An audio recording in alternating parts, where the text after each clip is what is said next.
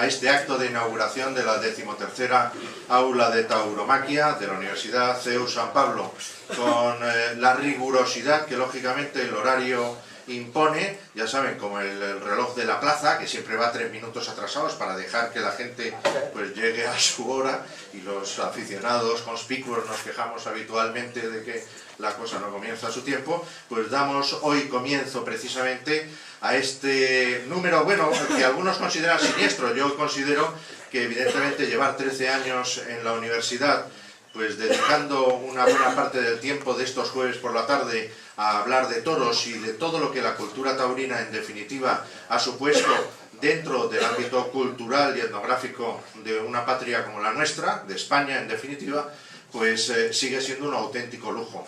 De ahí que mis primeras palabras, me van a permitir ustedes, sean para agradecer a, digamos, la cúpula directiva tanto de la Fundación como de la Universidad el que nos permitan un año más continuar aquí con muchos de ustedes, con algunos es la primera vez, con otros sin duda pues ya llevamos 12 años dándoles la lata, y para poder dedicar este espacio de los jueves a hablar precisamente de todo lo que concierne al mundo de los toros. Agradecer la presencia además de dos personas singularísimas, muy buenos amigos además, tanto a don Javier López Galiacho, que es patrono de la Fundación, como a don Raúl Mayoral, que es el director general de la Fundación en estos momentos, y que son no solo grandísimos aficionados manchegos, sino además yo creo que decididos impulsores y protectores de la fiesta de los toros y de este aula de tauromaquia. Así que a ambos muchísimas gracias, porque sin su ayuda evidentemente actos como el de hoy no podrían haberse llevado a cabo. El 13º aula de tauromaquia, como siempre, será un aula dedicada a muy distintos aspectos de todo lo que tiene que ver con el mundo de los toros. Eso sí, como siempre, pretendemos que tenga un alcance universitario, universal por una parte, y también con el nivel docente y académico suficiente para distinguirnos un poco de lo que son habitualmente las charlas de peña, entiéndanme. Esto es, darle la profundidad que muchos de los aficionados presentes van buscando precisamente en el hecho intrínseco de los toros, en cada una de sus facetas. Y así iremos abordando a lo largo del curso, que esperemos llegue hasta finales de abril, pues aspectos tan diversos como puedan ser no solo los ligados al mundo de la veterinaria, que centrarán en muy buena medida este arranque de este 13º aula de tauromaquia, sino aspectos culturales, incluso sociológicos, aspectos literarios, aspectos ligados a la historia de la ganadería o a la historia de la tauromaquia, de los toreros que han enseñoreado durante décadas, muchas veces los ruedos y plazas y el centro de la atención de todos los espectadores. Y bueno, pues en definitiva iremos abordando todas esas facetas que puedan interesar al verdadero aficionado.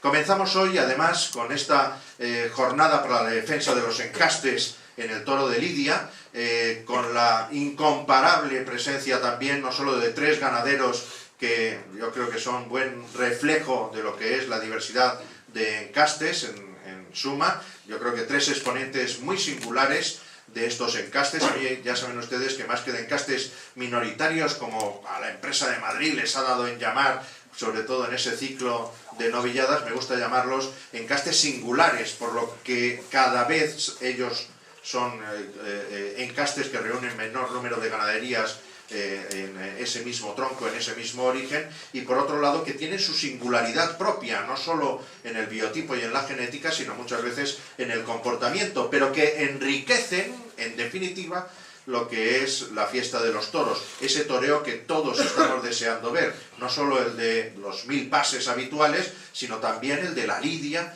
que en definitiva conlleva pues el enfrentarse pues tanto a un veragua como a una albacerrada, como a un gamero cívico, a un urcolo, a un vegavillar, pongamos por ejemplo, como están representados hoy aquí varios de sus ganaderos. Junto a ello contaremos también con la presencia tanto de Javier Pérez como de José Vega, que son 2 de los miembros fundadores de la Plataforma para la Diversidad de Encastes, asociación que se ha propuesto, de reciente creación, pero que se ha propuesto defender en cualquier foro y especialmente en el mundo de los blogs de internet, precisamente la riqueza que ello supone. La diversidad de encastes enriquece a la fiesta y es patrimonio genético del pueblo español. En definitiva, patrimonio también de todos los españoles, pese a que algunos intenten desviarnos de esa unidad que hasta ahora ha sido verdaderamente pues, la primera de toda Europa y en definitiva también la más antigua de cuantas naciones modernas existen en este continente.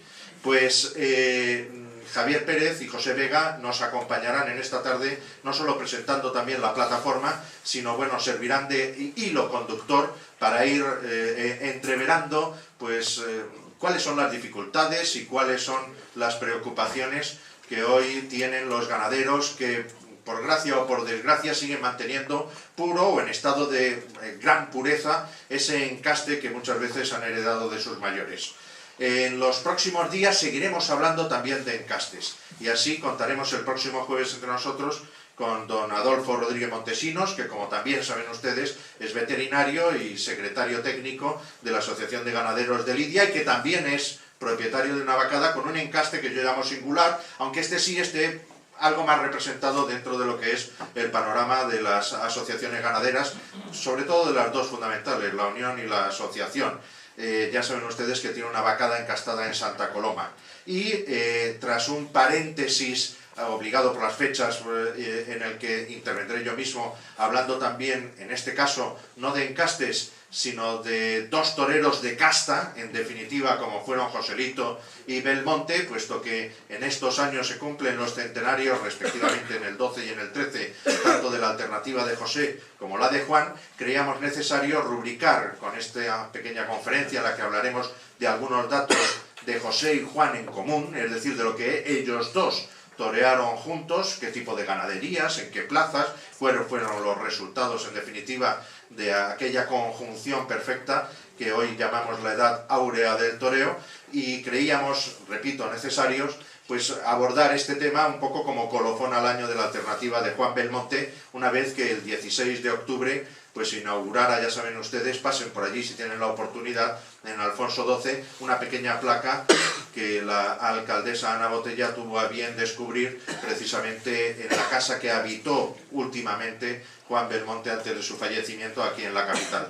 Pues ese ha sido el último de los actos institucionales por el momento que se han celebrado en torno a la figura del mítico Juan Belmonte y con este que pretendemos también aquí en la universidad se cerraría un año que yo creo que resulta clave para comprender también la evolución del mundo de los toros. Retomamos el tema de los encastes el siguiente jueves 14 de noviembre en el que tanto Javier Cañón, ya saben ustedes, catedrático de genética de la Universidad Complutense en su facultad de veterinaria, como Julio Fernández, que ha sido uno de los grandes impulsores de toda la definición genética de esto de los encastes en las ganaderías de la Unión de Criadores de Toros de Lidia, veterinario que ha sido oficial también de la Unión hasta hace relativamente poco y que en definitiva ambos dos han conformado, bueno, pues en muy buena medida lo que es el panorama genético del toro de lidia español en la actualidad. E incluso, bueno, pues han desarrollado también sistemas por los cuales podemos hasta determinado punto también averiguar, pues más o menos la relación de parentesco, la pureza, es que me resulta un poco complicado de afirmarlo, pero la pureza en definitiva de lo que son determinadas líneas o determinados encastes o de determinadas reses dentro o pertenecientes a tal o cual línea. Ambos dos en comandita, en mesa redonda, nos explicarán los intríngulis de esto de la genética del toro de lidia y la representatividad que tienen esas distintas líneas en el mundo tanto de la Unión como de la asociación y de las principales asociaciones ganaderas en nuestro país en la actualidad.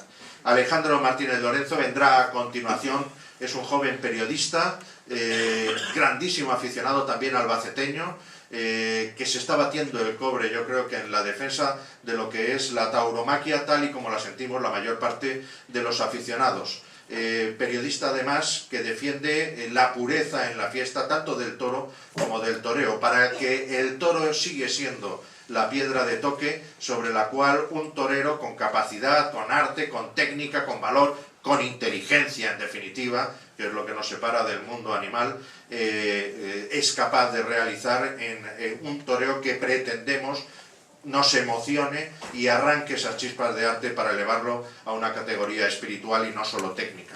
Alejandro Martínez, por lo tanto, vendrá a hablarnos de la ética en la fiesta nacional. Ahí es nada, un encargo además personal, pero que confío y estoy prácticamente convencido de que será un éxito, tal y como lo fue también en una conferencia previa que tuvo, que ofreció en la Plaza de Toros de las Ventas, dentro de lo que es el Club Taurino de Madrid, que mi buen amigo José Luis de la Chica preside con tantísimo acierto. Proseguirá otro de los grandes críticos que en estos últimos años del siglo XX y primeros del siglo XXI pues ha defendido también esa fiesta que en definitiva nos gusta a los aficionados, como es Javier Villán en El Mundo.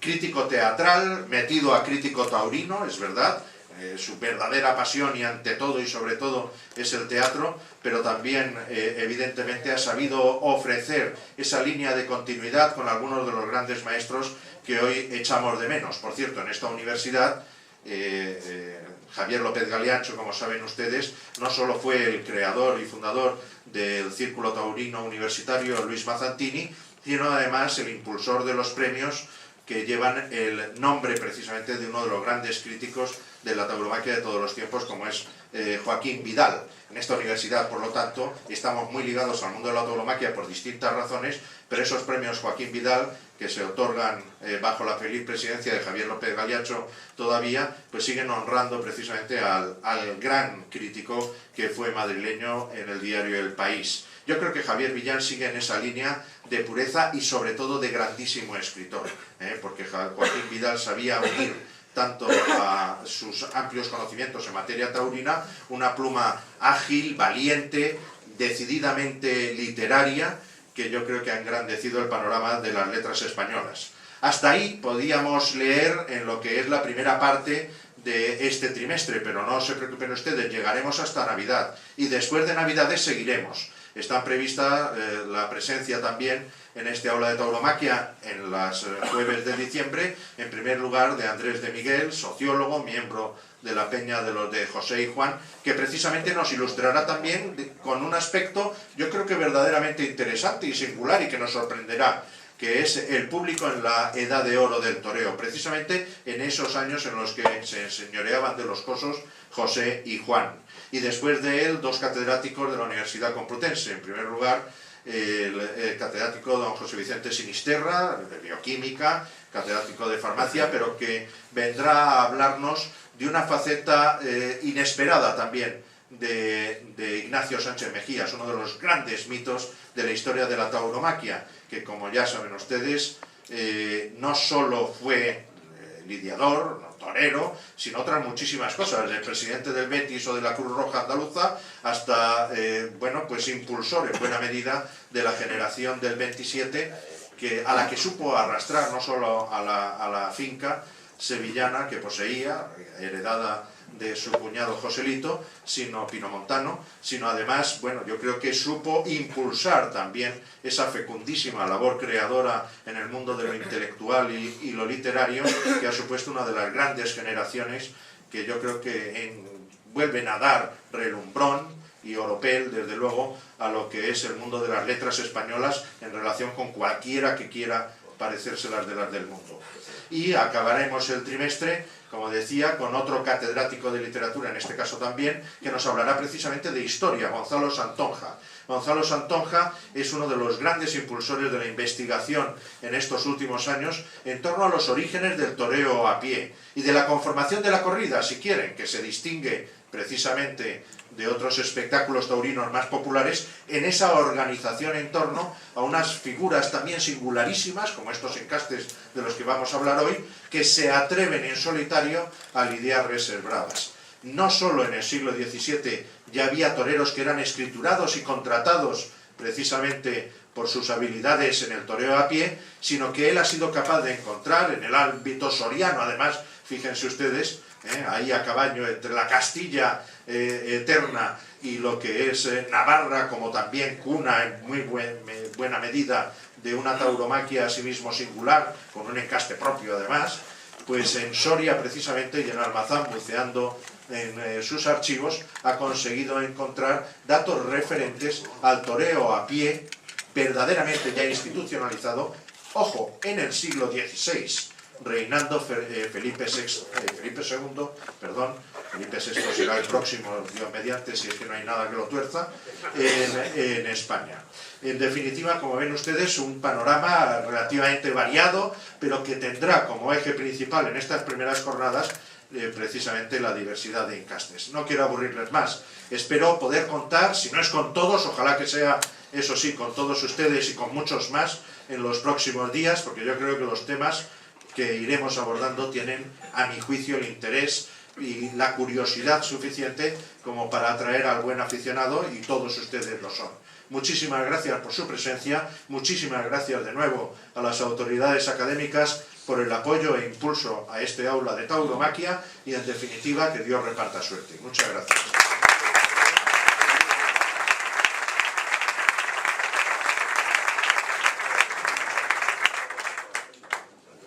Hecha pues la presentación de este aula, me van a permitir entonces presentarles a mi buen amigo Javier Pérez Millán, que como muchos de ustedes sabrán, ha sido ya conferenciante en este mismo aula de tauromaquia en una ocasión precedente, hablando de un tema tan interesante como el de los herederos de la ganadería de Vázquez.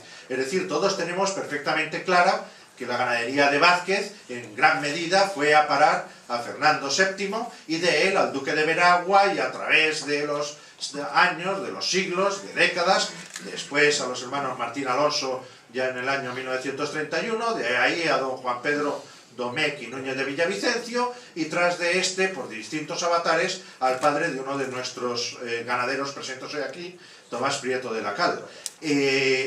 Precisamente Javier Pérez Millán abordó el tema de a quiénes más fue a parar el ganado que en la testamentaría de don José Vicente Vázquez acabó vendiéndose. Ya saben que él estaba ordenado de menores, por lo tanto no tuvo descendencia conocida, esperemos que no la tuviera, en definitiva haciendo fiel honor a su concepción de lo que es la religión, y como conde de Guadalete y abastecedor de los ejércitos de Andalucía, pues sus testamentarios, que eran dos canónigos de la ciudad de Sevilla, acabaron desistiendo de la empresa, y decidió hacerse cargo, por aquello de ordeno y mando, ni más ni menos que don Manuel Freire y su sucesor, que eran capitanes generales de los ejércitos de Andalucía.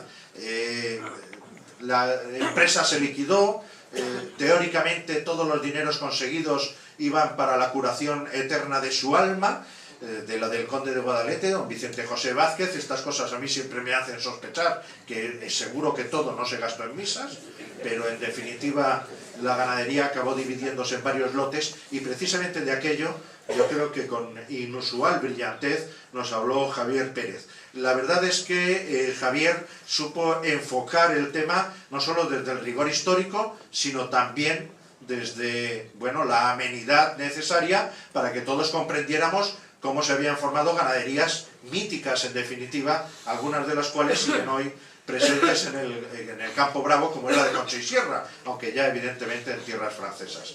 Javier Pérez, como les he dicho, al margen de su profesión de farmacéutico y de su actividad laboral, es un grandísimo aficionado y es el responsable de un blog que muchos de ustedes conocerán o habrán entrado en ello, porque tiene unos reportajes fotográficos de ganaderías verdaderamente espectaculares, que es el de Encastes Bravos. Blog que les recomiendo, si no lo conocen, que consulten, porque de verdad encontrarán allí unas fotos verdaderamente maravillosas. Y asimismo es uno de los patrocinadores precisamente de esta plataforma por la diversidad de encastes, y uno de sus miembros fundadores. Así que, sin más prolegómenos, para que no me escuchen ya más a mí, además que tengo la voz hoy francamente mal, le cedo muy gustosamente la palabra para que nos presente lo que es la plataforma por la diversidad de encastes. Muchas gracias. Tiene la palabra, Javier. Muchas gracias. En primer lugar, agradecer al CEU que mantenga este aula de tauromaquia, porque yo creo que es importante apoyar el mundo de la tauromaquia como cultura y cultura de nuestro país y un patrimonio que todos tenemos. Y la verdad es que yo creo que es un lujo poder venir cada jueves en invierno a mantener el gusanillo de la afición y aprender, porque yo creo que siempre que se viene a este aula o a otras aulas de este edificio siempre se aprende.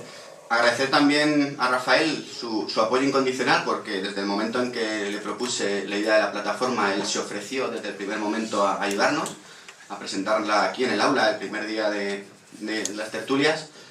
Y bueno, yo digo que él siempre habla muy bien de mí, ¿no? Pero a mí, como aficionado, es como cuando eres niño y dicen, ¿a ti qué te gustaría ser de mayor, no? Pues a mí de aficionado, de mayor me gustaría ser Rafael Cabrera, ¿no? Tener su conocimiento y sobre todo el respeto, porque muchas veces hay aficionados con un gran conocimiento, pero que por H o por B acaban perdiendo el respeto del resto de aficionados. Y yo creo que Rafael Cabrera sí que lo mantiene, y yo creo que eso es algo muy, muy de admirar.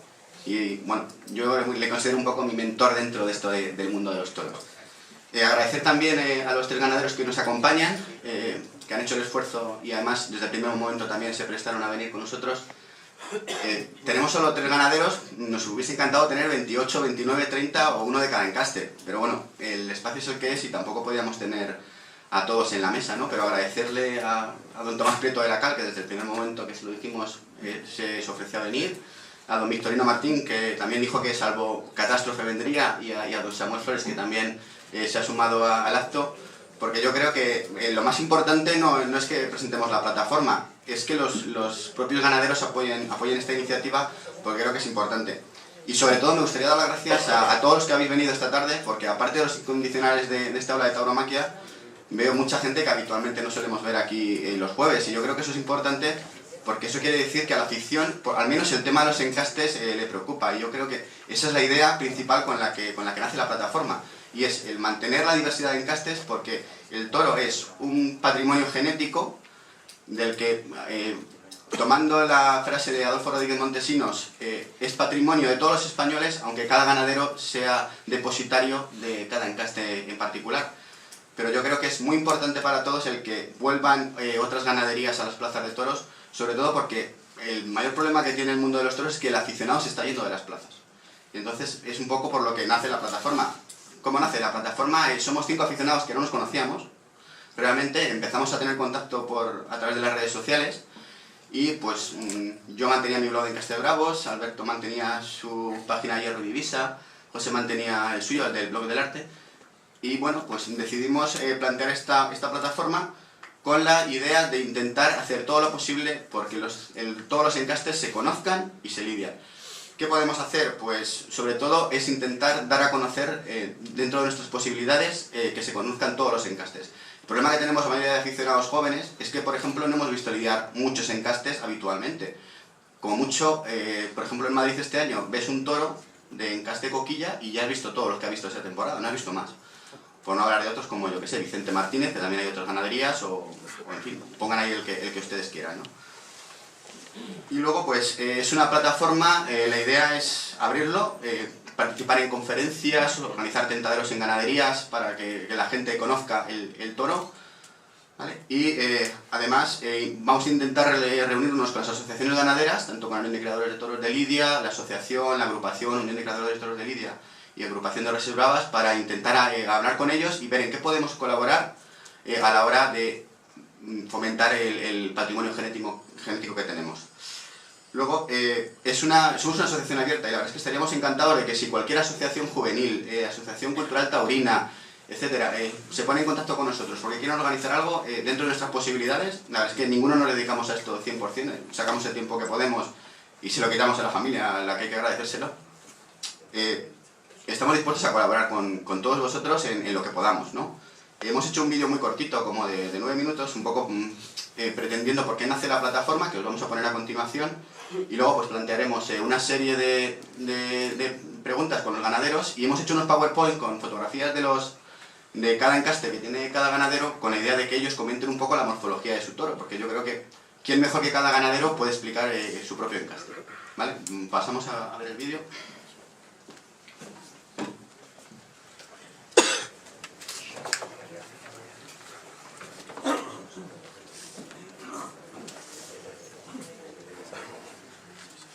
Pueden comprobar ustedes si está viendo la contraseña.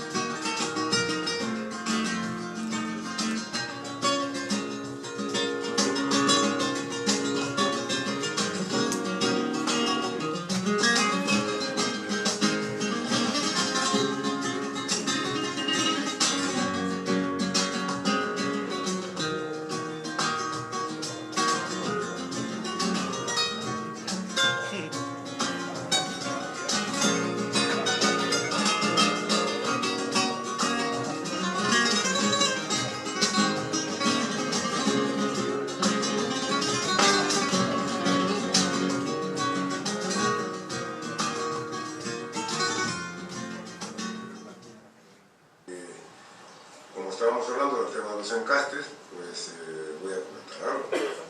Es uno de los problemas que existe ahora mismo en la fiesta. En la fiesta el problema está dentro. No es que Cataluña o Barcelona en concreto no se líen 10 corridas al año, por supuesto que no, es tontería, ¿no? El problema está dentro. Desde el punto de vista ganadero, está dentro, en el sentido de que se han perdido la mayor parte de los encastes hoy en día, están perdidos. Y eso era un atractivo fantástico. Yo recuerdo todavía de ir de la mano de mi tío abuelo cuando era un niño, mi madre, que me descanse, y ir a la venta de la tarde y ver aquella variedad de encastes que era una joya, y ver la corrida de Conde de la Corte, con aquellos toros también de badana, cornipazos abiertos de sienes, que arropaban también con gran templanza y gran recorrido de toda la muleta. Y al lado, en el corral de al lado, ver una corrida de Pablo Romero, cárdenos con grandes morrillos, producto de su cuello corto, que daban grandes caídas a los caballos, que luego embestían con la cabeza a media altura, pero que se movían mucho y que eran espectaculares. Y ver al lado una corrida de Atanasio, por ponerte un ejemplo, con ese toro también acodado, en cierta forma también, bueno, el barreño por supuesto también, y al lado pues ver una corrida de aquel momento, y en aquel momento un momento extraordinario también, con sus características y sus peculiaridades. Y al lado, por ejemplo, de una corrida de Antonio y Carlos Nube, que dio una beneficencia, mucho a la corrida de la beneficencia también, pues el galope característico del toro de Nube, el galope de Nube, el toro también acordado, estrecho de sienes, un bonito toro, por cierto. Y al lado ver una corrida de Antonio Pérez o de Alipio Pérez Taronero, o ver una corrida de Buendía, Santa Coloma, producto de haber cruzado con Saltillo, aunque el tronco es vista hermoso también, y ver, no se parecían nada a estos toros, pero el toro pequeñito, con una poquita cara. Pero ese picante que luego sacaba en la plaza. Picante que el maestro Camino entendía perfectamente y no le gustaba estar mucho tiempo delante de la cara del toro y aprovechaba con el capote porque se entregaban enseguida y luego aprendían pronto la muleta, pero el maestro de camas pues con 5 o 6 tandas de muletazo le cortaban las orejas y estaba muy a gusto delante de aquellos toros.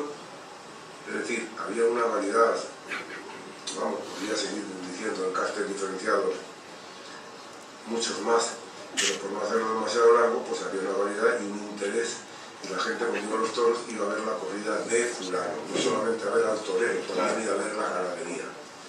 Hoy en día realmente pues eso prácticamente no existe, por lo tanto es algo que ha repercutido negativamente, desgraciadamente, en la fiesta.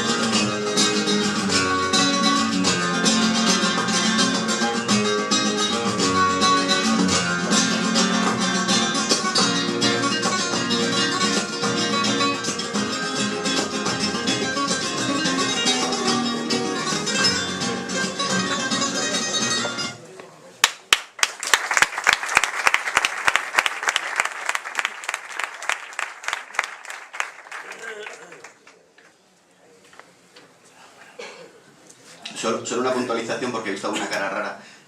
Yo firmo las fotos como Veragua, en homenaje al duque de Veragua y a don Tomás Prieto de la Cal, porque el encaste de Veragua me gusta mucho, entonces utilicé el seudónimo de Veragua desde que empecé a escribir en el blog. Por eso a veces han visto que ponía Conde de la Corte y abajo ponía Veragua en la foto, pero simplemente es la foto del autor, ¿vale? Muchas gracias. Ahora si queréis vamos a pasar a comentar algunos de los puntos que hemos enumerado brevemente en el vídeo, ¿vale? De las premisas erróneas que habitualmente se utiliza o bien por la torería actual o bien por la crítica oficial, porque desde luego yo creo que los aficionados cuando escriben en sus páginas que son totalmente independientes no las suelen utilizar, que os dejo abierto a que cuando en el momento en que queráis podéis participar o opinar directamente cualquiera de vosotros, ¿vale? Y es que dice que no se lidian porque no embisten. Hombre, pues yo creo que gracias a Dios, y yo creo que este año tenemos más ejemplos que nunca, ¿no? Victorino tiene el premio al toro más bravo de la Feria de Bilbao, Adolfo en Madrid, Miura en Sevilla, con lo cual que ciertos encastes no embisten, hombre, pues a lo mejor alguno que no hemos visto, pues no sabemos cómo está, ¿no? Pero habría que al menos intentar darles la oportunidad de que lidiasen y ver cómo están, porque a lo mejor te sorprende. Conchi Serra lleva echando 2 años novilladas en Madrid bastante apreciables, ¿no? Y era una ganadería que todo el mundo daba ya también por defenestrada. No sé, yo creo que hay que darles la oportunidad de que al menos intenten lidiar. Otra de las consignas es que no valen para la lidia actual. Pues hombre, es que resumir la tauromaquia de casi 2 siglos en una faena de 100 pases me parece muy pobre. Porque además yo me considero torista declarado, ¿no? Entonces yo creo que los toreros, por muy buenos que sean, tienen muy poquitos años buenos y muy poquitas corridas. Sin embargo, una ganadería, aquí tenemos ejemplos, llevamos 150 años viendo toros del Marqués de Albaserrada o del Duque de Veragua lidiándose en las plazas. Y yo creo que ese es un patrimonio que no deberíamos perder. Entonces, y yo creo que simplemente deberíamos amoldarnos a otro tipo de lidias. Yo creo que el modelo que nos intentan vender de faenas largas, yo creo que es totalmente incoherente, porque yo solo recuerdo, y es la Plaza de Toros de Madrid, en una feria de otoño con Juan Mora, con 40 pases en 2 faenas, corta 3 orejas. O sea, la afición lo que quiere no son pases, es emoción e intensidad. Y yo creo que hay encastes en el Campo Bravo que eso lo pueden dar día tras día. Lo que pasa es que necesitamos una torería que sea capaz de ponerse delante. Yo supongo que Victorino se tapará, porque es un poco su obligación, ¿no? Pero Alejandro Talavante, que mata 6 de Victorino en la Plaza de Toros de Madrid, viene como máxima figura del toreo, pero lo podría haber matado pues cualquier maleta de pueblo, porque lo único que hizo fue darles muerte sin arriesgar una a la mar. Pues ustedes me van a perdonar, pero de figura del toreo yo creo que tienen poco, la mayoría de los toreros actuales, cuando además se restringen a un solo encaste. Yo creo que es necesario exigirles a todos y cada uno de los toreros que cuando vayan a lidiar en todas las plazas, no solo se limiten a matar la misma ganadería tarde tras tarde. ¿Vale? El otro es el de que no dan ni peso ni trapío. Eso es una falacia total, porque mire, yo estaba en la finca de Victorino y he visto sus patas blancas, algo que la torería achacan a que no tiene trapío. Pues yo he visto corridas de toros impresionantes, o sea, les puedo asegurar que en ninguna plaza de segunda categoría se lidian toros con ese trapío. Y luego también hay que saber lo que se está viendo, porque no es lo mismo ver un toro de Coquilla que un toro del Conde de la Corte o un toro de Miura. Y eso es un poco también la idea por la que nació la plataforma, el hecho de intentar dar a conocer de que no existe un tipo de toro, sino que existen muchos tipos de toros con hechuras y con comportamientos diferentes.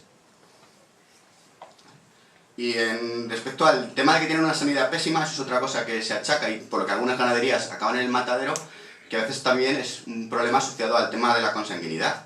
Entonces yo creo que a lo mejor habría que buscarles un poco las vueltas a eso, o crear un espacio libre para ciertas ganaderías que están muy limitados en su patrimonio genético, o no sé si vosotros lo habéis visto, pero ha salido ahora las reglamentaciones específicas de los libros genealógicos de razas bovinas, y hablaban de algo que se llama el registro de méritos, y donde decían que se podría conservar algo que llaman sección de conservación, que hablan algo así como de se podrá establecer para encastes en peligro de extinción e incluirá el 20% de los reproductores con parentesco medio más reducido. No sé si a lo mejor esto podría ser una puerta a intentar dentro de ganaderías, por ejemplo la de Tomás, que es prácticamente lo único que queda de Veragua, intentar conservar y decir, mira, pues por lo menos estas 50 vacas no me las pueden mandar al matadero, aunque me dé positivo en tuberculosis o en otro tipo de cosas. No sé cómo lo veis vosotros.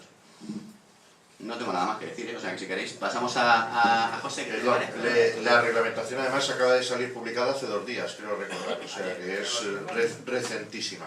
Me van a permitir un poco establecer a partir de ahora el orden. Vamos a hacerle la palabra a otro de los miembros de la plataforma que ya nos va a presentar a los ganaderos para que estos, que es a lo que han venido en gran medida ustedes, puedan ya hablar. Se trata de José Vega.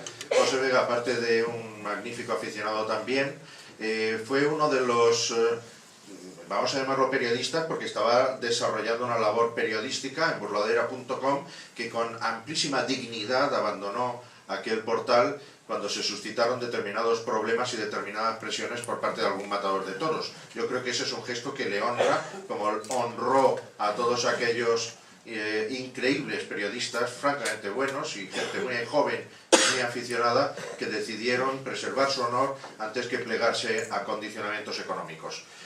Junto a ello lleva un magnífico blog también, que es El Libro del Arte, un blog distinto, muy distinto a los que habitualmente se manejan dentro de la fiesta de los toros, y que no habla solo de toros, es verdad, porque también aborda otros muchos temas, incluido el flamenco y otras cosas, pero que les sorprenderá también por su calidad literaria. José, tienes la palabra y ya a partir de ahora te la cedo para que tú hagas y deshagas solo. Muchas gracias, Rafael. ¿Se oye? Perdón. Pues buenas tardes a todos y gracias por venir a esta presentación, y gracias a los ganaderos por acompañarnos este día tan importante para nosotros. Voy a ser muy breve porque los verdaderos protagonistas de estos días, de este día, son los ganaderos, que son los que de verdad crían el toro, y sin ellos no sería posible que estuviéramos nosotros aquí. Y me van a permitir unas palabras muy breves, porque yo, debido a mi, vamos a llamar, bueno, a mi formación y al sentido de mi blog, yo trato la tauromaquia como un arte, pero no nos confundamos. Un arte cuando se domeña la fiereza del toro inicial. Estamos acostumbrados hoy en día de que el toro muchas veces ya se torea de capote, y es una cosa muy extraña que a mí me llama mucho la atención. Y es que desde el punto de vista de arte estamos asistiendo a una situación que no lleva consigo nada bueno para el arte del toreo. Y no es otra que la proliferación de festejos de un encaste único y denostando, como estamos hablando aquí, las riquezas de la tauromaquia, como es ver a un artista capacitado para resolver los diferentes comportamientos que existen en el rico amalgama de castas de la tauromaquia. Por ello, vivimos una época en que no existe el artista completo. Me explico. Considero que este artista completo es el que domina todo tipo de material, vamos a llamarle al toro en este caso material para la obra de arte, y se adecua a él con noción y ejecución de las diferentes técnicas. En los tiempos recientes, la exaltación de la inspiración y la personalidad artística ha contribuido a desencadenar una peligrosa despreocupación por conocer las dificultades que conlleva el crear una obra de arte en el ruedo, con diferentes encastes y la técnica para poder realizarla con decoro y oficio, que estamos acostumbrados solo a verlo con un encaste. Es cierto que los comportamientos y las diferentes castas con el paso del tiempo han cambiado a una mayor toreabilidad y menor salvajismo respecto a su apariencia y comportamiento original, eso no podemos negarlo. Pero no podemos obviar que muchas obras de los grandes maestros que hoy podemos observar por vídeos, por documentales, fotografías, están lejos de lo que hoy podemos presenciar en una plaza de toros, ya que se hicieron frente, es que esas obras de arte se hicieron frente a toros de diferentes sangres y comportamientos. El conocimiento y la maestría técnica para crear una obra de arte en el ruedo frente a diferentes encastes no solo garantizan supervivencia, sino que contribuyen sustancialmente a considerar al artista como un torero pleno. Y para terminar, el torero y consecuentemente el estudioso, el aficionado, el periodista incluso, debería conocer y valorar las posibilidades expresivas y los condicionamientos de la lidia de cada encaste, ya que los resultados sean diferentes dependiendo de cada material, de cada toro que se tenga enfrente, ya que cada casta requiere una técnica con limitaciones y condicionamiento peculiares por su comportamiento, y exige a cada artista determinadas dotes para expresarse a través de ella. Si no se tienen esas dotes, permítanme que lo diga, jamás llegará a ser un maestro y un artista completo. Y sin más, quería dar paso a los ganaderos y me van a permitir que vamos a empezar a hacer unas preguntas que ellos serán los que mejor van a contestar, porque como he dicho antes, los verdaderos protagonistas son ellos y queremos saber su opinión al respecto. Y comenzando por cualquiera de ellos, me gustaría saber los cambios que se han notado en el ambiente referente a estas ganaderías entre el público y los toreros con respecto de aquí a hace unos 20 años. Puede empezar con cualquiera de ellos.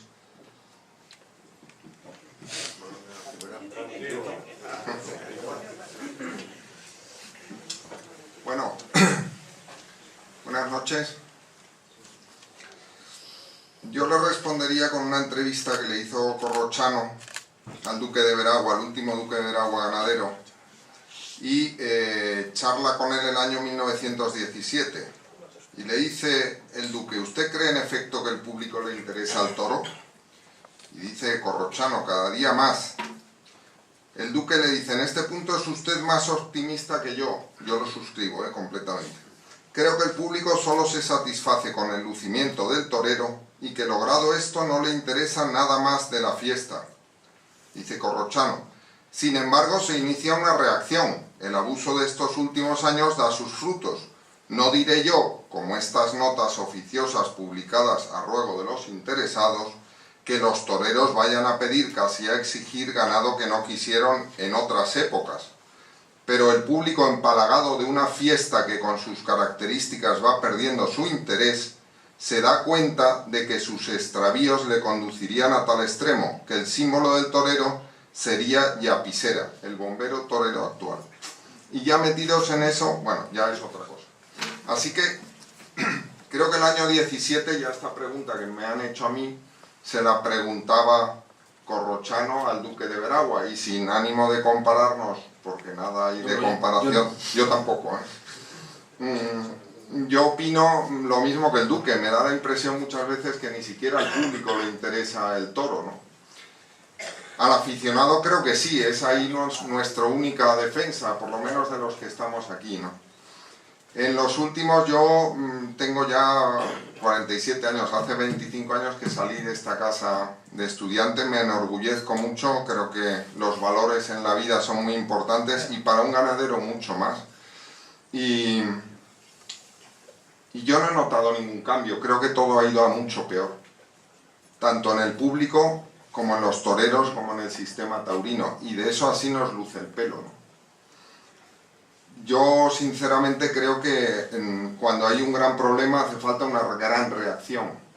Ya otro de las personas que va a estar aquí en este foro dentro de una semana, en el año 2000 presentó un libro que se llamaba Los toros del recuerdo, y en su epílogo ya habla de que la cosa tiene difícil solución, ¿no? Habla de que no hay otra salida que alguien desde dentro sea capaz de poner freno al proceso de degeneración que se está haciendo crónico en la fiesta. De todas formas, es muy difícil que puedan ser los ganaderos, porque aunque crían la materia prima, perdieron el timón hace mucho, y como gremio se resignaron a un triste papel de cobarde colaboracionismo. También lo suscribo, 100%.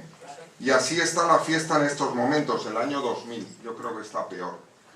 Pienso que la clave de todo esto está en que se reaccione, se le dé la importancia al toro que tiene, y por tanto esta plataforma pues tiene mucha importancia, porque quizás es lo que decía Corrochano, hay un cierto sector de público, pues en Francia parece que más, en España empieza, y ese pequeño núcleo pues parece como cuando España estaba conquistada y solo unos locos estaban allí en Asturias empezando la reconquista, ¿no? Pues creo que así debería de ser.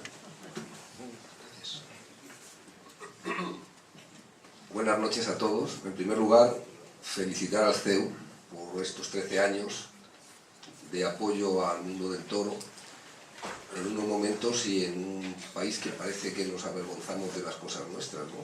Antes decía off the record que es un poco el estigma que tenemos los españoles, que históricamente prácticamente nos hemos avergonzado de lo que ha sido nuestro, y con el toro ha pasado algo parecido y que una institución académica como es el CEU haya apoyado durante 13 toros a la tauromaquia, os felicito y os lo agradezco. Y luego, en segundo lugar, pues también a esta mesa, pues por pelear por algo que da grandeza a la tauromaquia, ¿no? Yo siempre he dicho que el mundo del toro es patrimonio de los españoles y que dentro de ese patrimonio hay, pues a su vez, otros patrimonios, y uno de los más grandes es la diversidad de encastes. Pero aquí nadie ha hecho nada, salvo ganaderos que a lo mejor de una forma un poco romántica a veces nos han tachado de locos, que hemos apostado nuestra vida y nuestros recursos por preservar encastes. Aquí nadie ha hecho nada. Tanto es así que se están subvencionando, se están apoyando núcleos genéticos en vía de extinción y se está apoyando a la oveja, yo qué sé, a la churra, se está apoyando a núcleos de la gallina, la negra andaluza, se están apoyando burros, se están apoyando ramas de vacunos de carne porque están en vía de extinción, y del toro bravo, que es parte de nuestra seña de identidad, que es una de las grandes riquezas genéticas que tiene este país y que tiene la zootecnia mundial, pues no se ha hecho nada. Tanto es así que en teoría la raza de lidia es una raza única. Hasta hace poco pues era una raza única y por eso no hemos tenido derecho a ningún tipo de ayuda.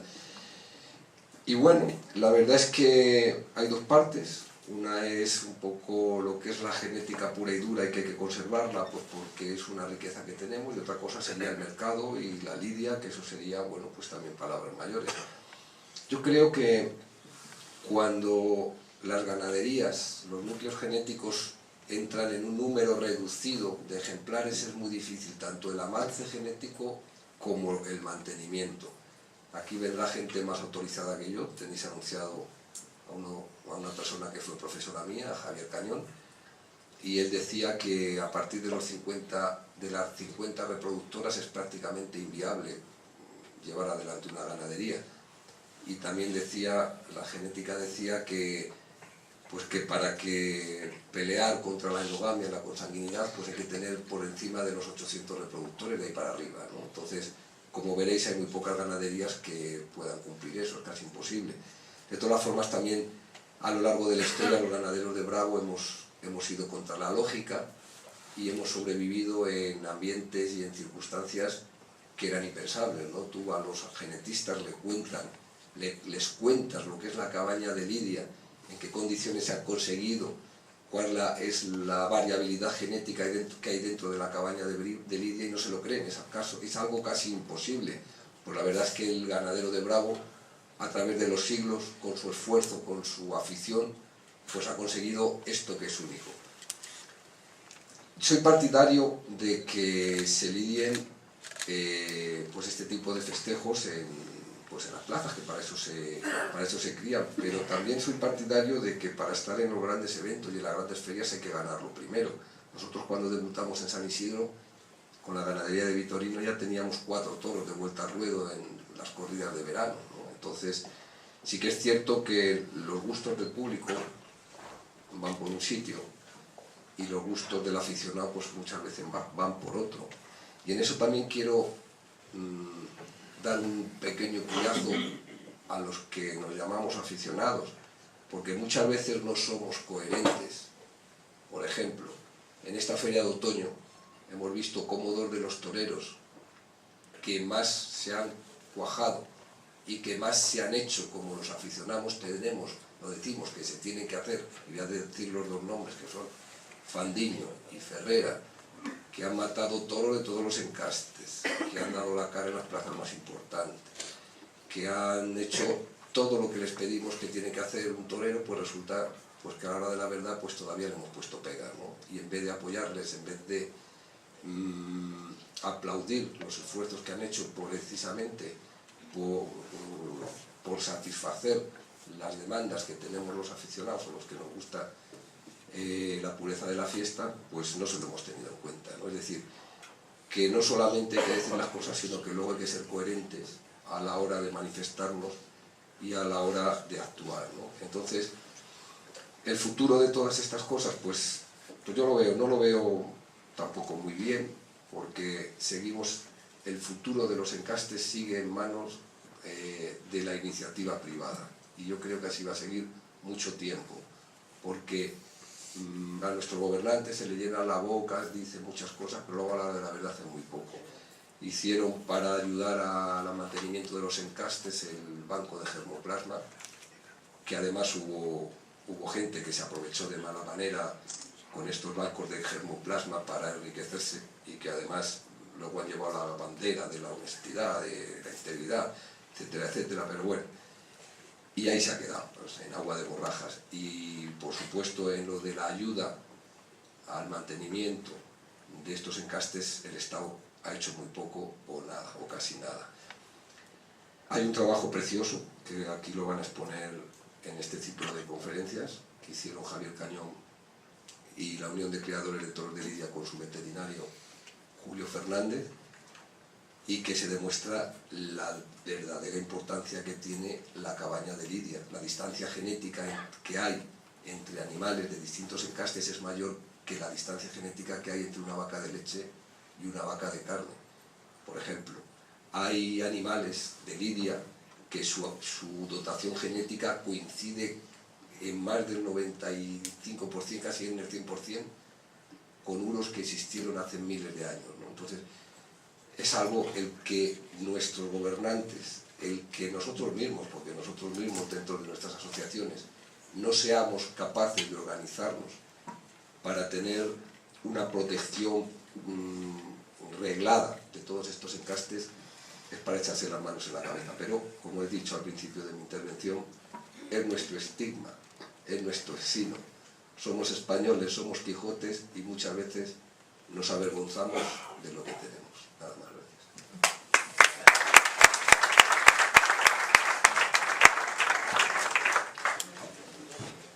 Buenas noches. Estoy encantado de compartir esta noche con ustedes, en esta mesa llena de aficionados y compañeros ganaderos prestigiosos. Y bueno, yo me ratifico en todas las palabras que mis compañeros han dicho. Yo diría más. Porque aquí, ¿quién manda? En el mundo del toro, ¿quién manda? Ahora mismo mandan las figuras. Son las figuras las que exigen a los empresarios que traigan ciertas ganaderías. La figura dice, yo quiero esa ganadería y eso no la quiero. Entonces nos quitan muchas veces, ya como aficionado, no como ganadero, como aficionado, nos quitan a los aficionados el poder ver estos encastes de lo que estamos hablando y que muchos de ellos están desaparecidos. Yo creo que vivimos en un mundo conformista. España es un país conformista. Los aficionados van a las plazas y están acostumbrados a ver una serie de cosas, y necesitamos plataformas como esta, necesitamos buenos aficionados que levanten la voz y que digan, señores, el que es verdaderamente protagonista en esta fiesta no es el torero, es el toro. Sin toro no hay fiesta. Y efectivamente, si desaparecen encastes, desaparece la variedad y la grandeza de esta fiesta. Es importante darle al aficionado cosas interesantes, que el aficionado se lo pase bien, que vea cosas variadas. Si tú vas a la plaza y estás viendo lo mismo, el mismo figura del toreo con el mismo encaste, ahora va a una plaza, va a otra plaza y ve lo mismo. Al final, ¿qué pasa? Que se aburre, que la gente pues no se va a gastar el dinero, el poco dinero que hay para gastarse en espectáculos taurinos que no son baratos. Pues la gente va a dejar de ir y está dejando de ir, de hecho, a las plazas.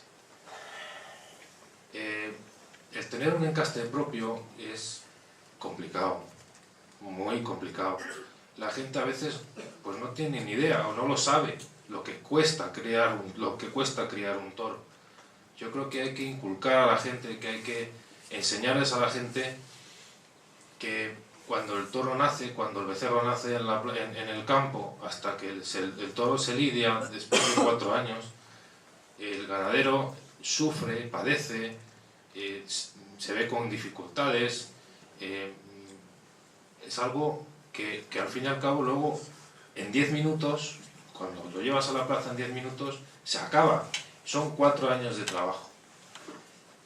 Entonces es necesario que la gente esto lo entienda, que lo sepa valorar, sobre todo el que tiene un encaste propio, que no puede mezclar, como en nuestro caso, con nadie, o casos parecidos, no puede mezclar con nadie, pues porque es que no hay nadie que haya mantenido ese encaste, es que todo el mundo se ha ido a lo mismo, Y tú ves a las ganaderías, el libro de la Unión, empiezas a leer fulanito, bla, bla, bla, bla, bla, mezcló con menganito, mezcló con menganito, así todas las ganaderías. Entonces, nosotros tenemos problemas, muchos problemas más que cualquier otra persona que ha abierto sus líneas, porque la consanguinidad te da efectivamente cosas positivas, pero también te da cosas negativas. Fija los caracteres positivos en gran medida y los negativos. Por lo tanto, te das cuenta si un semental está o no ligando enseguida. Pero también te da problemas físicos, sanitarios y otro tipo de problemas que la verdad es que no sabes cómo solventar. Sí, mezclando, trayendo sangre de fuera. ¿Y con quién? Por eso el tema del banco genético, pues a lo mejor pues tiene futuro. ¿Y cómo lo hacen? Pues no sé, la verdad es que habrá que estudiarlo. Porque por muchas hembras que yo deje en el banco genético, como no tengo a nadie con quien mezclar, pues lo veo crudo, ¿no?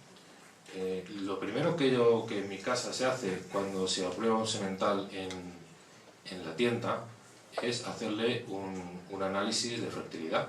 Es lo primero que se hace. Y si tiene algún problema, por muy bueno que haya sido ese toro, o por muy buena genética que tenga, ese toro no puede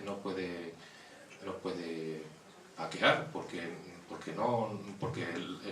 porque no va a dejar a las hembras preñadas. Entonces, en definitiva, que lo tenemos complicado, que tenemos que leccionar a la gente en que el toro es el verdadero protagonista de la fiesta, y que tenemos que hacer todos un esfuerzo por alzar nuestras voces y por decírselo a toda la afición, e intentar que los empresarios también, que tienen mucha culpa de ello, pues sean conscientes y nos echen una mano, y a los figuras del toreo que toreen todos los toros, ¿no? Igual, pero no es igual ver una corrida matada pues por los que más torean hoy en día, que pues una corrida matada por el que debuta ese día y por el que acaba de tomar la alternativa o debuta con picadores, ¿no? Entonces ahí empieza ya la injusticia, y para eso pues hay que cambiar el sistema completo, desde abajo hasta arriba. Entonces yo creo que si se empezara con esos carteles, matando todo tipo de encastes, y sabiendo, porque lo que en definitiva estamos hablando es si se critica justamente o no por parte de la prensa y también por parte de la afición y el público, ¿por qué no decirlo? Yo ya, pues, esos 42 años de ganadero, pues he recibido muchas críticas y creo que las he encajado bastante bien todas, pero me da pena eso, que no se entienda cada encaste, que no se haga justicia con los carteles, y a lo mejor a partir de ahí pues habría un nuevo sistema, nuevos empresarios, nueva prensa, nuevos toreros y un nuevo mundo taurino que nos haría felices a todos, ¿no? Y que no quitaría nada. Nosotros, como bien ha dicho mi contertulio de la esquina, no, José no quiere quitar nada. Lo único que quiere es añadir cosas, y yo siempre he sido partidario de que en la época actual pues a la tauromaquia hay que sumarle cosas, no restarle, ¿no? Sí, yo añadiría, estoy completamente de acuerdo con lo que han dicho los compañeros, pero añadiría que es que además tenemos otro hándicap, y es que cada encaste tiene un comportamiento diferente y por lo tanto unas soluciones técnicas distintas. No se torea igual un toro de Prieto de la Cal que un toro de Samuel, que un toro nuestro. Y entonces, ¿qué pasa? Que hoy los toreros de hoy están súper especializados en una forma de torear. Entonces, cuando aparece cualquier otro encaste con un mínimo, no de dificultades, porque más que dificultades, con un comportamiento diferente, con otras soluciones diferentes, pues ya le sorprende y no sabe por dónde anda. Es decir, que además tenemos ese hándicap. No es lo mismo conducir un Ferrari que conducir un utilitario. Pues es lo mismo. Entonces, además de todo lo que han dicho ellos, yo añadiría eso, que tenemos ese hándicap de que no están acostumbrados a torear estos tipos de animales. Torino, ¿y el tuyo que mueve mucho las orejas? ¿Que se ha quejado algún figura? ¿Qué? Pues no, yo qué sé, pues como mueve las orejas no le cantarán ninguna canción ni nada.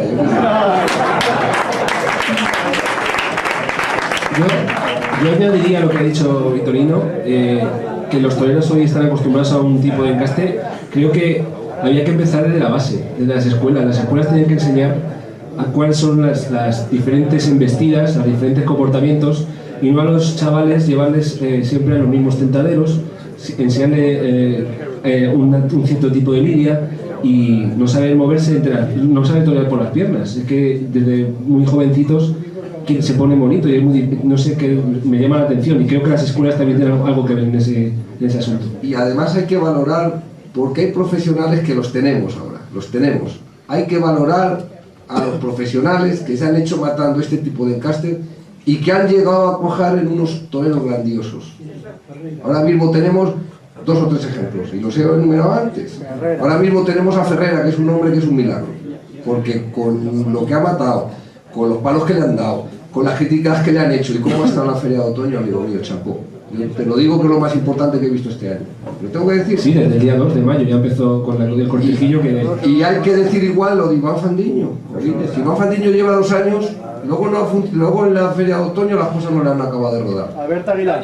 Aguilar, también. Castaño. Oye, lo de Castaño es un ejemplo de que la lidia completa interesa. Oye, ahora mismo Castaño, el gran mérito suyo ha sido lidiar a los toros en los 3 tercios, dejarlos ver, dejarlos lucirse, y ha sido uno de los toreros pues que más ha destacado esta temporada, ha sido uno de los toreros que más ha toreado este año, ¿no? Entonces, bueno, pues nosotros tenemos que reivindicar eso, y cuando vienen ese tipo de toreros, pues tenemos que apoyarles. Es que resulta que nos partimos las vestiduras y nos bajamos la camisa porque fulano o mengano pega una media, o es que media pega poco, ¿no? Pues entonces, claro, y resulta que un tío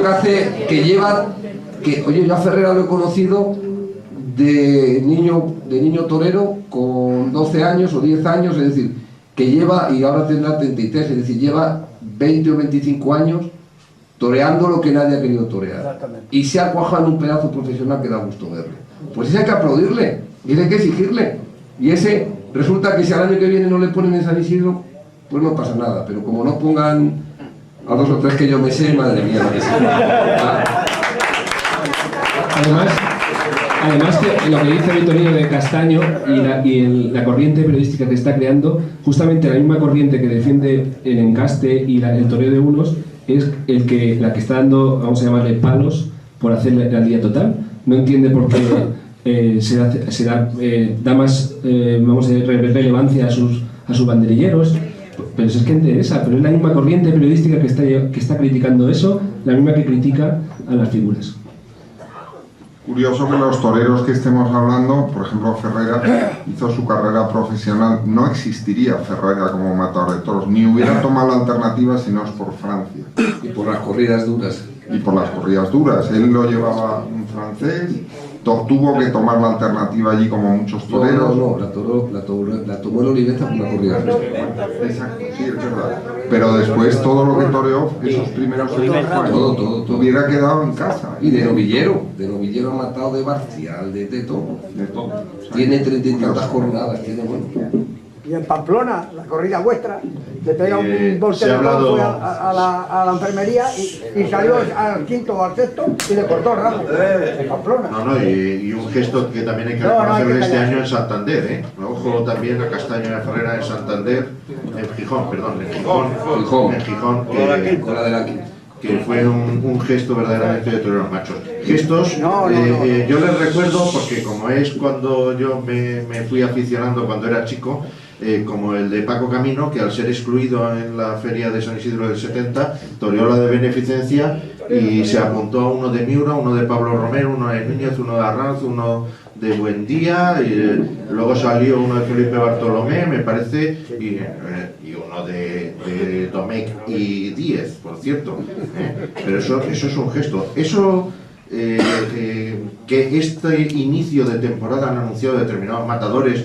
Manzanares se encerró con 6 distintos en Sevilla, o bueno, Talavante, como saben ustedes, aquí en Madrid con 6 de Vitorino, o el Juli, que se anunció con 2 de Miura y que luego, pues no pudiendo matarlos en Sevilla, pues se ha debido olvidar del compromiso a lo largo de toda la temporada. Eso debería ser práctica común, quiero decir, ¿no se vería más, a vuestro juicio, la capacidad lidiadora y profesional de un matador de toros frente a distintos encastes en una misma corrida? Eso es un gesto. ¿Pero quién se lo exige? ¿Quién se lo pide? Yo. ¿Y qué caso nos hace? Claro. ¿Por qué Francia es Francia? Porque la opinión del aficionado se tiene en cuenta. Yo, por ejemplo, pues tú dices, bueno, pues Joselito la única vez que ha matado una de cuadra ha sido en Francia, porque le decían, vale, tú quieres venir a la feria, la de cuadra. Partaco la única vez que ha matado una corrida nuestra ha sido en Francia. Ojeda la única vez que ha matado una corrida nuestra ha sido en Francia. Y tantos. ¿Por qué? Pues porque ahí es lo mismo que en España. Las plazas son de propiedad pública. Lo único que diferencia es que nuestros gobernantes dicen, el que más dinero me dé lleva la plaza y no quiero saber nada. Y además le voy a exigir que dé un montón de corridas, un montón de festejos, pues para yo, bueno, pues para lograrme en salud y todo eso. Y ya está. Y luego que pase lo que sea. Yo ya estoy libre, saco todo el dinero que puedo, tal, y ya está. Y en Francia no. En Francia la plaza es del pueblo, los políticos nombran a una comisión taurina de la ciudad y esa es la que manda en la plaza. Buscan un gerente para que el gerente haga realidad lo que la comisión taurina quiere. Y por supuesto empiezan a ver los toros, pues ya están llamando que quieren venir a ver los toros al campo.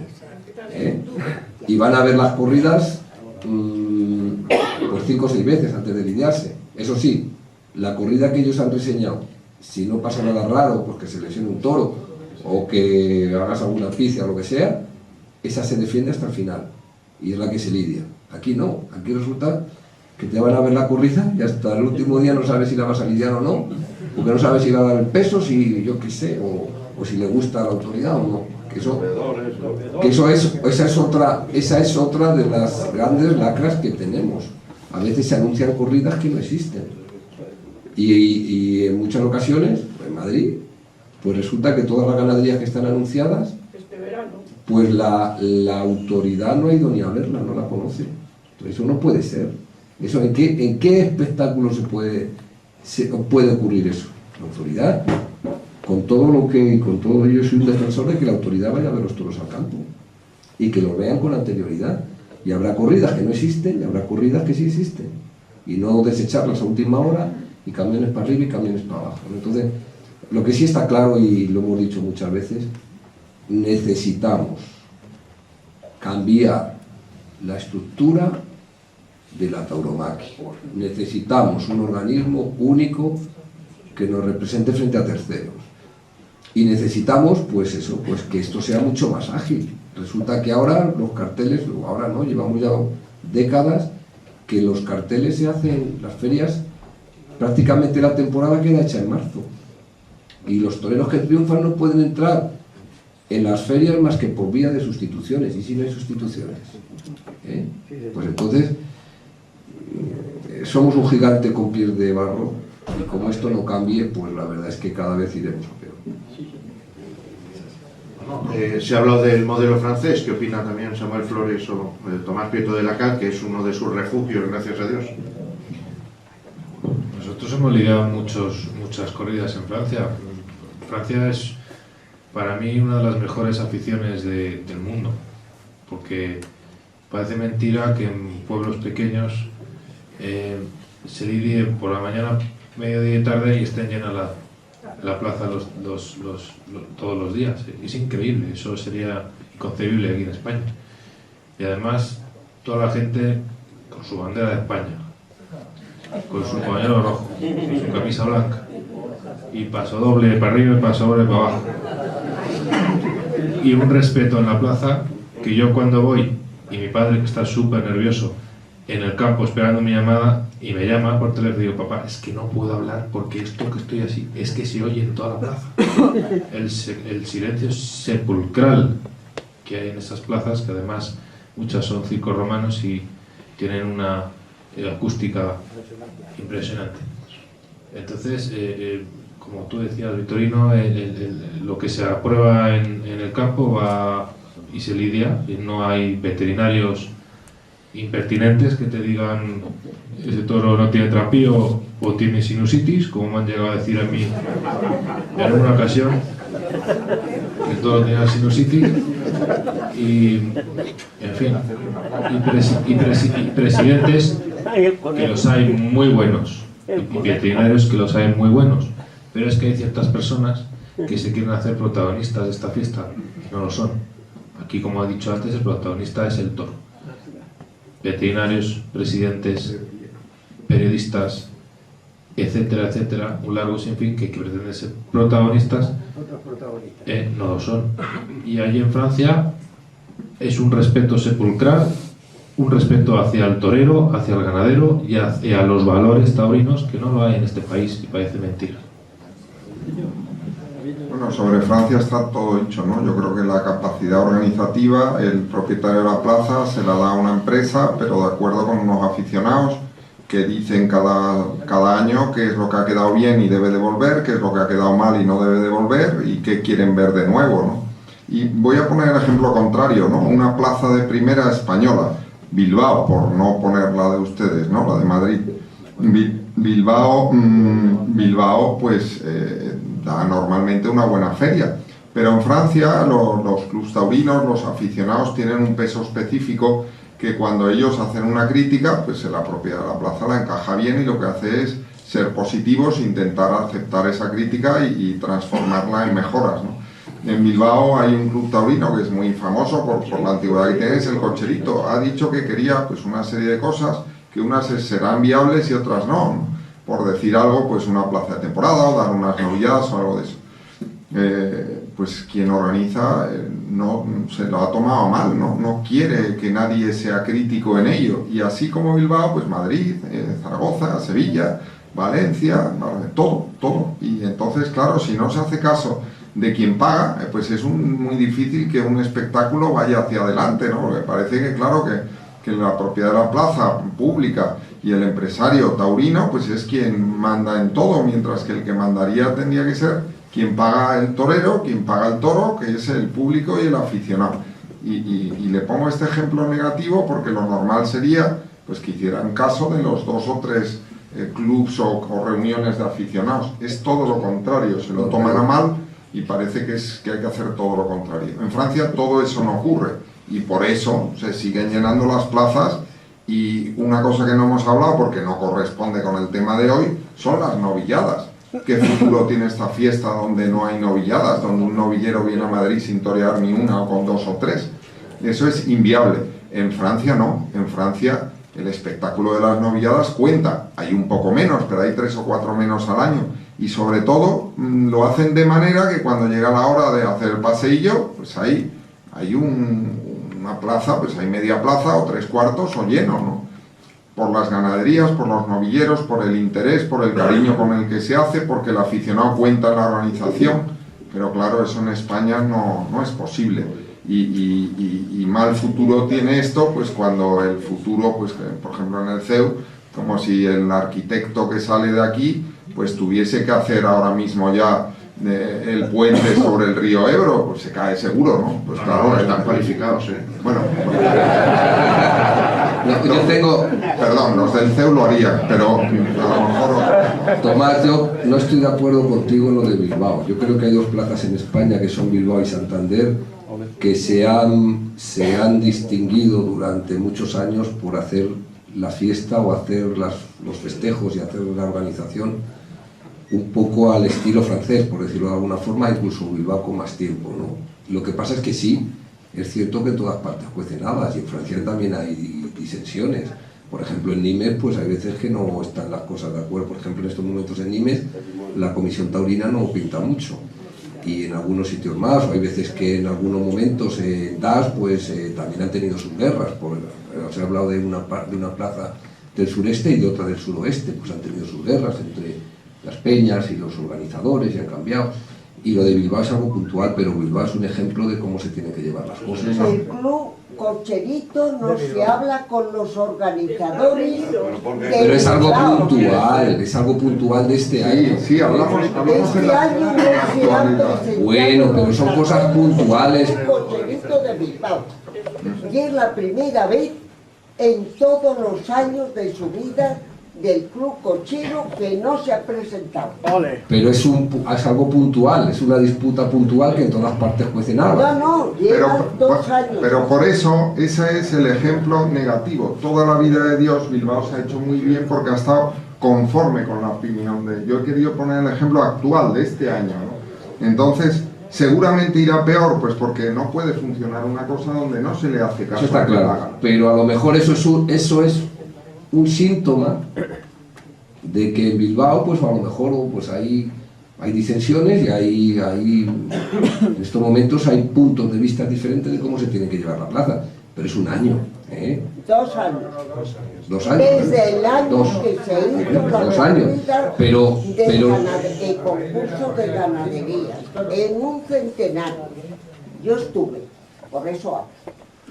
Bueno, pero que no se puede poner a Bilbao como lo contrario a Francia, porque no estoy de acuerdo en eso. Bilbao se ha caracterizado por ser una feria, seguramente, pues en estos momentos, en cuanto a organización, pues seguramente sea la más importante de España en los 8 días que da toros. Entonces, por una cosa puntual, que es la disensión, o la disputa, o la discusión entre el Club Cocherito y la Junta Administrativa, los que están llevando los designios de esa plaza, pues no se puede tildar a Bilbao de un ejemplo negativo, sino todo lo contrario. Bilbao, precisamente, va a ver los toros ven los toros las autoridades. Bilbao coge las corridas según el juego que anda en Bilbao el año anterior y en toda España.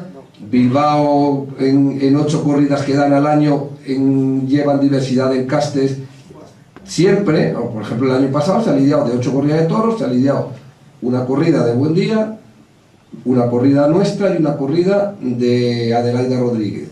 Entonces, de 8 corridas de toros ha habido 3 corridas de toros que son de encastes singulares. Entonces, Bilbao, en muchas cosas, es un ejemplo de cómo se tienen que organizar los espectáculos taurinos. Porque llevemos un año o 2 en los que el Club Cocherito ha discutido con la Junta Administrativa, pues no hay que ponerla como ejemplo negativo, habrá que esperar a ver qué pasa. A lo mejor también hay que preguntarse qué pasa también con el Club Cocherito. Yo no sé qué está pasando en estos momentos ahí dentro, ¿no? También ha cambiado la estructura de la Junta Administrativa. Claro. Hay un hecho... yo no sé qué ha pasado ahí. Los señores del Club Cocherito a entrar a dominar el tema de Bilbao. Ah, bueno, a lo mejor puede pasar Pues eso. claro. Yo no sé cómo es, habría que preguntarlo. Pero Bilbao, y lo repito y lo defiendo, ojalá todas las ferias de España fueran como la de Bilbao. Claro. Hay un hecho que yo quería subrayar en este tema francés, aunque también no haya salido el tema bilbaíno de refilón, que bueno, después de unos estudios francamente sencillos realizados sobre el cómputo total de reses lidiadas en España en estos últimos años, yo hice el estudio en 2011, el 68% de las reses lidiadas habían resultado ser toros, 4 años como mínimo, habían resultado ser del encaste mayoritario, es decir, del encaste Domecq. Por lo tanto, solo un 32% eran de los, ¿cuántos son? 28 encastes reconocidos por el Real Decreto. ¿Y cuántas plazas cumplen ese 30 y tantos por ciento? Por eso, ¿Madrid qué porcentaje tiene de encaste minoritario con respecto a Bilbao? Probablemente menor. A lo que voy con ello. En Francia, sin embargo, ese mismo año, el 2011, fue el 40%. Esto quiere decir que el 60% pertenecieron a estos otros encastes, a los 28 otros encastes que reconoce el Real Decreto. Buena prueba, en efecto, de que allí sí se preocupan por la diversidad. Claro, no, pues si lo estamos diciendo. Hay una cosa que nos ha faltado decir de Francia, es la definición de tauromaquia que dice un amigo mío que va a ser dentro de 100 años, ¿no? Es fiesta tradicional de los pueblos del sur de Francia. Es decir, como sigan, no es la primera vez que lo han hecho. Es que como sigan haciendo eso, al final se apropian de algo, porque si nosotros empezamos con los complejos de nuestros políticos. Mira, allí el toro es minoritario. El toro, la tauromaquia, es una manifestación de unos pueblos muy concretos, o de unas zonas muy concretas del sureste y del suroeste. Y en el Parlamento Nacional han aprobado elevar la petición de la tauromaquia como bien cultural inmaterial, si no por unanimidad, casi. Es decir, los políticos de izquierda, de derecha, de centro, todos han reconocido que es una manifestación cultural inmaterial, y nosotros lo estamos medio reconociendo ahora, que no lo hemos acabado de reconocer. Es decir, que Francia, en ese sentido, nos da mil vueltas, que reconocen las cosas como son. Claro. Y entonces, no es lo primero que se han apoderado de cosas nuestras, porque nosotros, con los complejos que tenemos, pues es muy fácil que, bueno, pues que al cabo de los años, pues esto, pues que pierda pues la importancia que tiene si no lo cuidamos, ¿no? A mí me gustaría retomar un poco el hilo de los encastes, porque nos hemos ido un poco al tema de la tauromaquia, pero me gustaría hacer una pregunta que yo creo que muchos aficionados se lo han hecho, y es que hay encastes minoritarios, pero porque no se venden. Entonces, aquí tenemos varios ganaderos que no venden ninguna vaca. Entonces, la pregunta es, ¿qué parte de culpa podéis tener también vosotros de al no haber vendido ninguna vaca, de que vuestra sangre, la Almaserrada de Veragua o de Samuel Flores, no se haya extendido más dentro del campo bravo? Y luego, otra pregunta.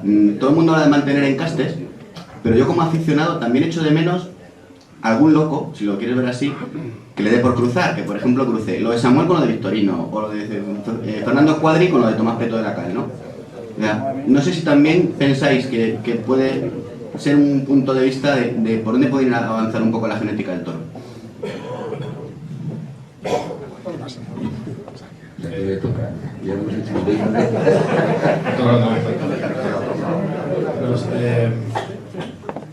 Para vender, primero habrá que tenga que venir el comprador, ¿no? Primero, que compre. Entonces, yo lo siento mucho. Bueno, nosotros hemos vendido a Sudamérica. Hay varias ganaderías que tienen nuestra sangre allí. Pasa que luego, pues si te quieres traer para acá aquello, pues complicado, porque no sabemos lo que han hecho allí con esos encastes. No tenemos ningún inconveniente en vender vacas al primer ganadero que venga, y siempre que sea una persona seria.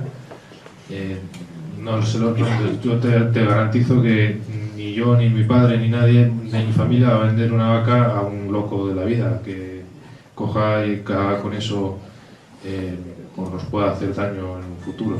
Que sea una persona muy concreta, una persona que sea seria, que sea aficionada y que realmente sea una enamorada de ese encaste y lo quiera sacar adelante.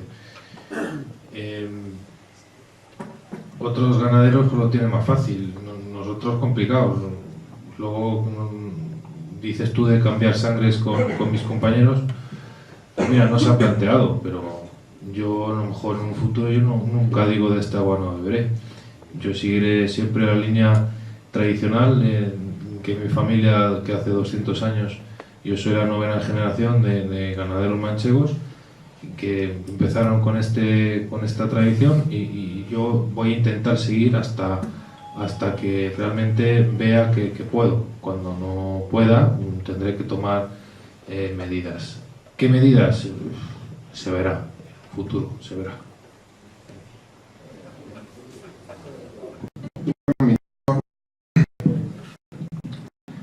Nosotros es cierto que nunca hemos vendido ni vacas ni sementales, ni mi padre ni yo. Mi padre empezó después de la guerra española en el año 41 y nunca hemos vendido machos ni hembras. Sí es cierto que ha habido algunos compañeros que han querido. ¿Y por qué no lo hemos hecho? Pues no lo sé. Yo creo que tan complicado es mantener el encaste que uno quiere tener a lo mejor el decir, pues lo sigo yo, o no te fías del que te va a venir a comprar, ¿no? No nos lo hemos planteado, nunca lo hemos hecho ni lo haremos, ¿no? Parece que yo tengo hijos, tengo 4 hijos y yo le he inculcado también el mismo espíritu, ¿no? Nos parece que luchamos mucho, sufrimos mucho y vendría alguien capaz de hacer lo mismo, de luchar y sufrir, pues a lo mejor sí es injusto, ¿no? Pero yo les he inculcado que el día que no sigan con nosotros y que no sean capaces de aguantar, pues que lo maten, ¿no? Esa es la realidad. No nos gustaría verlo en otras manos, y a lo mejor hay gente lo suficientemente romántica para llevarlo a buen término, pero nos parece que en estos días esa gente escasea y somos escépticos, ¿no? Y sobre esas cruces, bueno, en su día se hizo muy levemente como experiencia, ¿no? Miura pues tuvo un semental de Veragua, por hablar de lo nuestro, ¿no? Y parece que no llegó a muy buen fin, ¿no? Ya el duque de Veragua decía en su época que él era partidario de la consanguinidad, de no salir de su casa, y bueno, pues cada ganadero tiene su ruta, la nuestra es esa, y otros pueden ser de otra opinión. Yo tampoco digo de esta agua no beberé, pero bastante difícil lo tenemos para seguir con lo nuestro como para plantearnos pruebas fuera del normal, ¿no? Pues nosotros hemos tenido ofertas muy sabrosas para vender y no hemos vendido, porque hay cosas que el dinero no puede conseguir, y como dice mi padre, el que quiera tener lo que yo tengo, que trabaje lo que yo he trabajado, ¿no? Y entonces bueno, yo lo que no sería partidario, si yo algún día, que Dios no lo quiera, por lo que sea, pues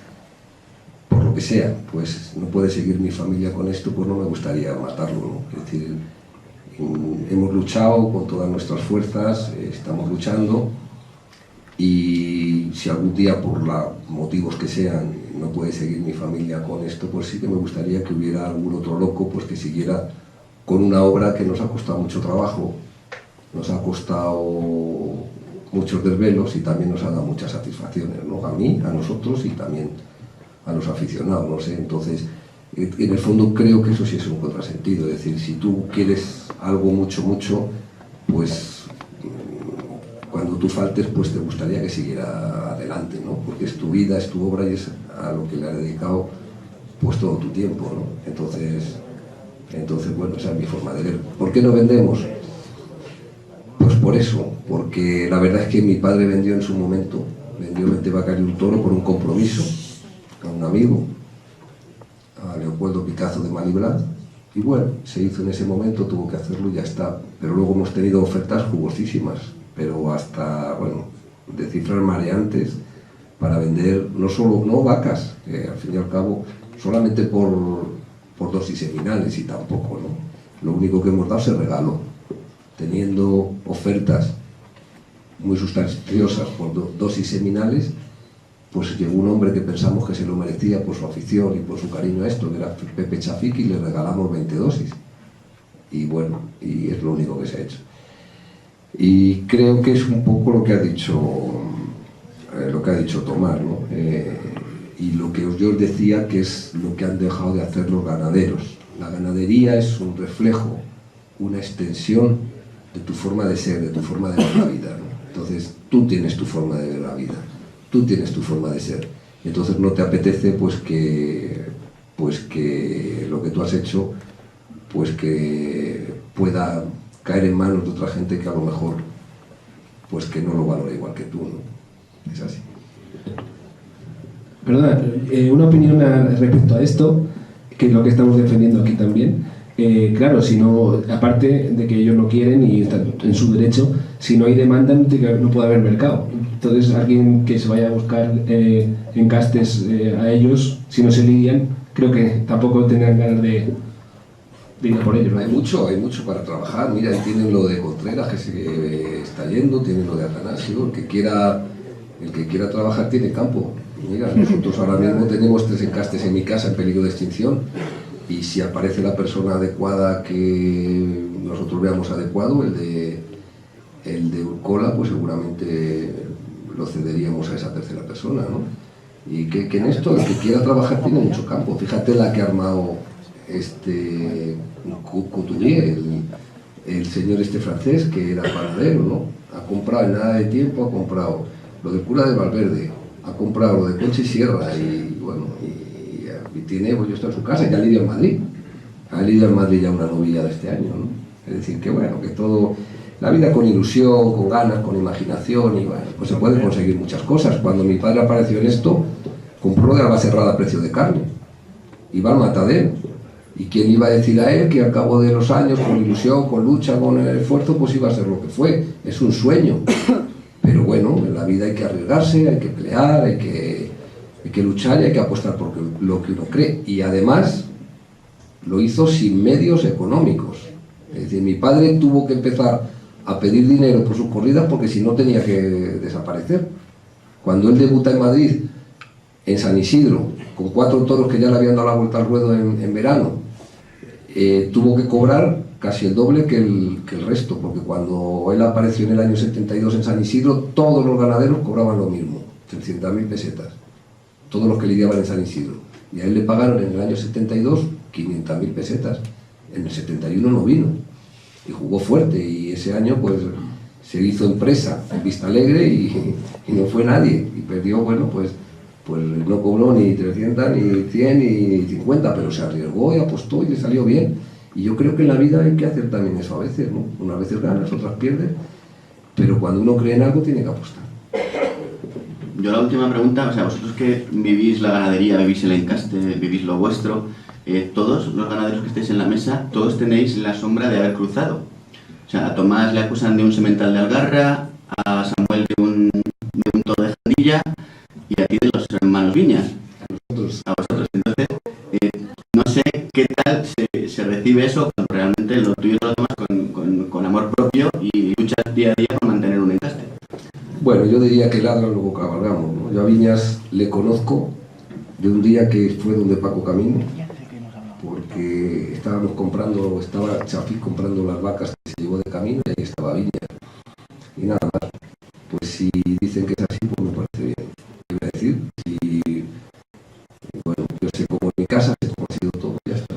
Pero ladran, luego cabalgamos, pero eso es muy propio de este país, desprestigiar a la gente que quiere hacer las cosas bien y eso, pero bueno, con eso ya se cuenta, no pasa nada. Yo en mi caso, o sea, yo soy amigo de todos los Domecq, son grandes personas y yo les quiero mucho, y me parece que Domecq es un encaste más y ellos han hecho lo que han estimado oportuno, pero en fin, eso es falso de toda falsedad, como diría un político, y bueno, pues te lo tomas pues a risa, la verdad, a risa, y además la persona que lo dice sé quién es, y bueno, pues es desconocimiento absoluto y ganas de fastidiar, pero que bueno, que ahí está en su casa y en la mía, o sea, no le tienes que dar mucha importancia, porque todo el mundo, como dice Vitorino, todo el mundo sabe lo que hacemos en nuestra casa, y no necesito que nadie venga a decirme si lo he hecho bien o lo he hecho mal. Respeto todas las opiniones de todo el mundo, pero todo queda en mi casa, en mi familia.